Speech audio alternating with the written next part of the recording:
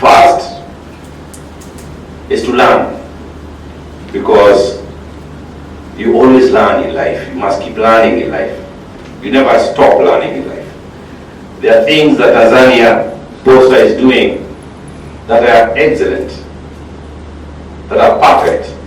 The digitization process that you are carrying out is a sample of what the rest of the East African countries should adopt.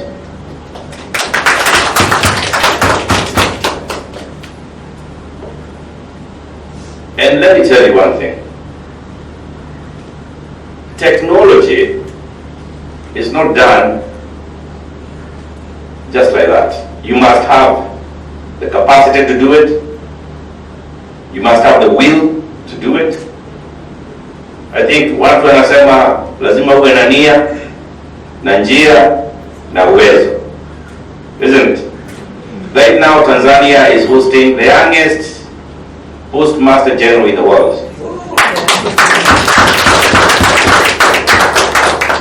Which is a great achievement.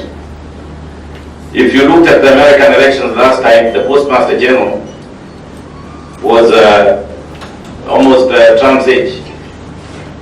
Isn't it? You remember the Post runs the elections in America.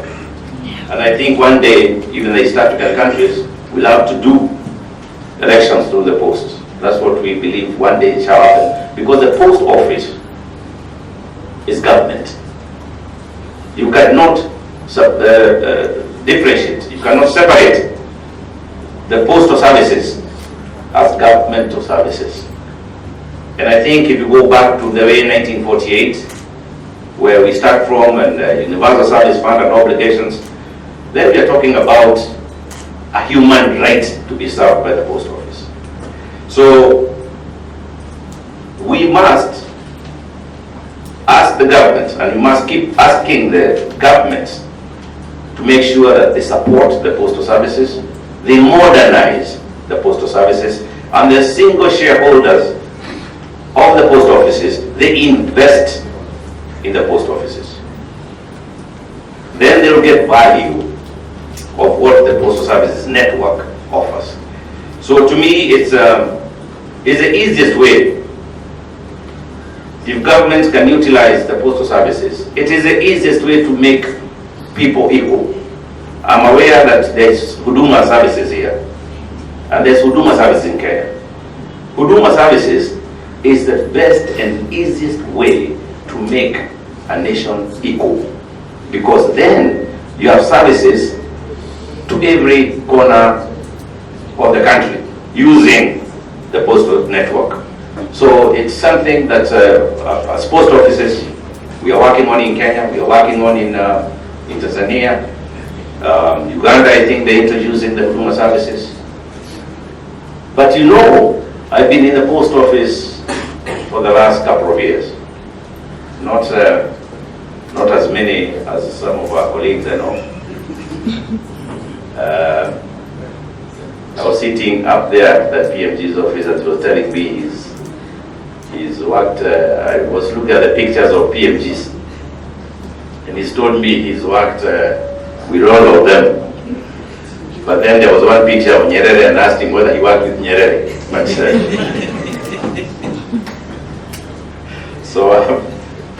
so it's next to say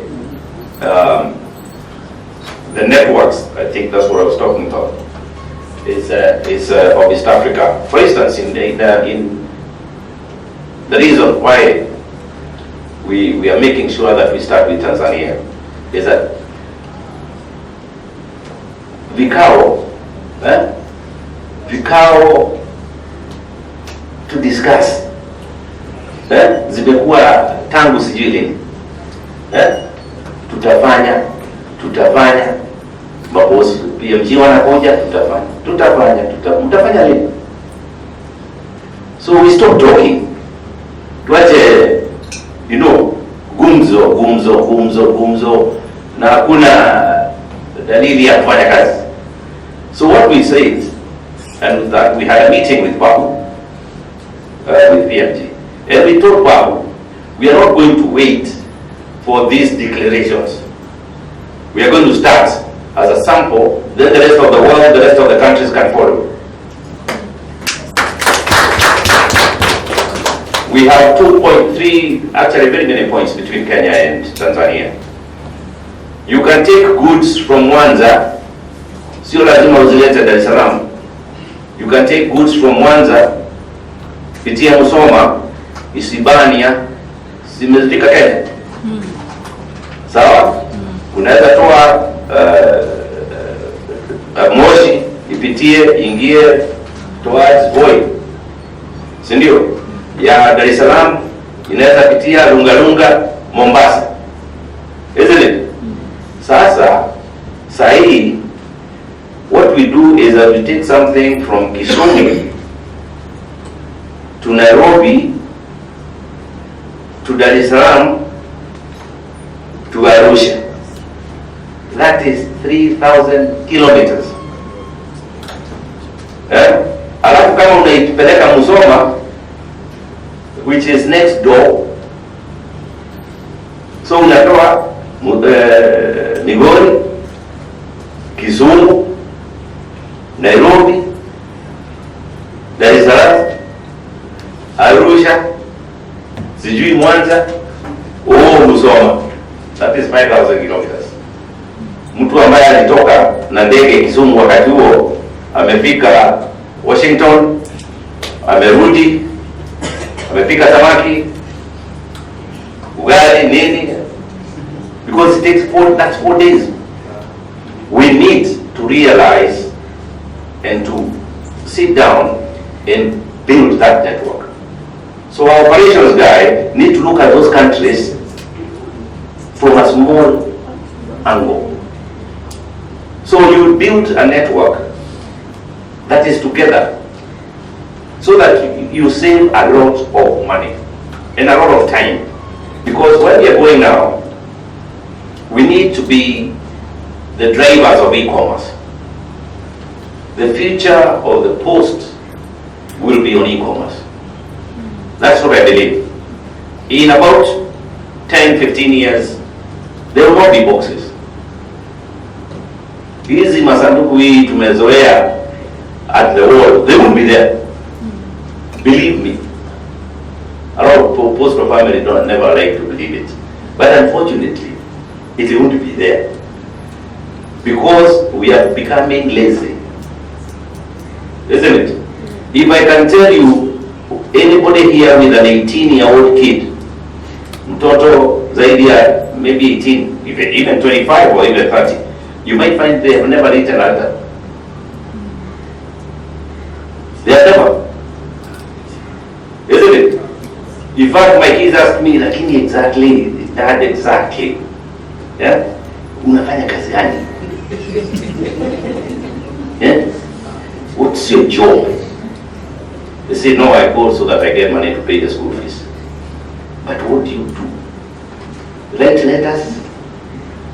Yeah? Can't you just send an email? Yeah? Because their life is on the phone. Everything they need is on the telephone. So the post office must get into the telephone. Maisha lazima hiyo kwa simu. Everything you need will be available on the phone. And what we need to do with those boxes, instead of people coming to the post office, we should be delivering those letters to the people's offices. That you turn, because already, let me give you an example. If Tanzanian Post, for instance, got 3 million letters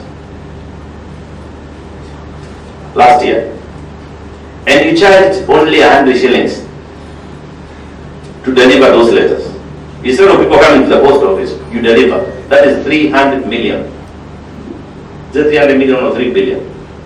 300 million. Income that is sitting in our boxes. So let's start thinking of how to serve the customer where they are and not where we are. Because that's how the future of the business is going to be. Yes. The customer wants you to get them, not to get you. Because there's competition, isn't it? There's competition.